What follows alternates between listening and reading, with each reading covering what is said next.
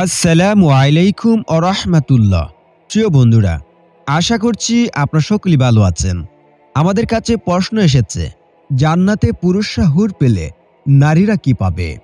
জান্নাত চিরসুখের জায়গা, যেখানে শুধু সুখ আর সুখ, দুঃখ কষ্ট কখনোই স্পষ্ট করতে পারবে না।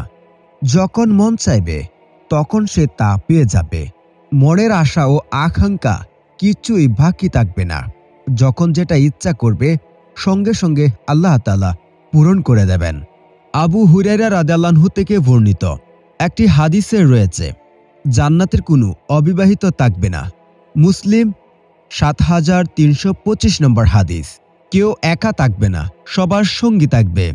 আল্লাহ তাআলা পবিত্র কুরআন শরীফের মধ্যে বলেন, এবং তোমাদের জন্য পুরুষদের জন্য রয়েছে পবিত্র স্ত্রীগণ। সূরা বাকারা আয়াত নম্বর ২৫। পবিত্র কুরআনে এই আয়াত দ্বারা বোঝা গেল, আল্লাহ তাআলা পুরুষদের আনন্দের জন্য জান্নাতের হুর প্রদান করবেন। জান্নাতের পুরুষরা হুর পাবে, এটা পরিষ্কার হয়ে গেল। বুঝতে বাকি থাকলো নারীরা কি পাবে। হুযাফা রাদিয়াল্লাহু তার স্ত্রীকে উপদেশ স্বরূপ বললেন, যদি তোমাকে এই বিষয়ে খুশি করে যে তুমি জান্নাতে আমার স্ত্রী হিসাবে থাকবে, তবে আমার পর আর বিয়ে করো না। কেননা জান্নাতে নারী তার দুনিয়ার সর্বশেষ স্বামীর সঙ্গে থাকবে। কনে স্ত্রীর স্বামীর মৃত্যুর পর যদি আবার বিয়ে করে এবং সে স্বামীর সঙ্গে মৃত্যু পর্যন্ত থাকে, তাহলে জান্নাতের আগের স্বামীকে পাবে না বরং পরের স্বামীকে পাবে। জান্নাতে পুরুষরা হুর পাবে আর নারীরা পাবে তাদের স্বামীকে।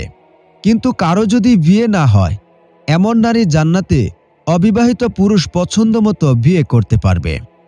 তবে কথা হলো, নারীরা পুরুষের মতো একাধিক বিয়ে করতে পারবে না।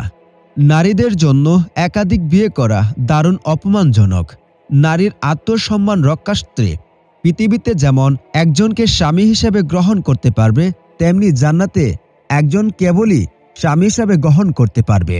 একজন স্বামী তার মনের সমস্ত ইচ্ছা আকাঙ্ক্ষা পূর্ণ করতে সক্ষম হবে।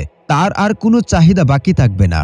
পুরুষরা হুর পাবে, এ বিষয়ে অনেক বর্ণনা পাওয়া যায়, কিন্তু নারীদের সম্পর্কে তেমন বেশি কিছু পাওয়া যায় না। তবে এতটুকু পরিষ্কার হয়েছে যে জান্নাতে পুরুষরা হুর পাবে আর নারীরা পাবে তাদের স্বামীকে অথবা জান্নাতি একজন পুরুষকে। আশা করছি আপনাদের প্রশ্নের উত্তর বুঝতে পেরেছেন। ধন্যবাদ এতক্ষণ আমাদের শোনার জন্য।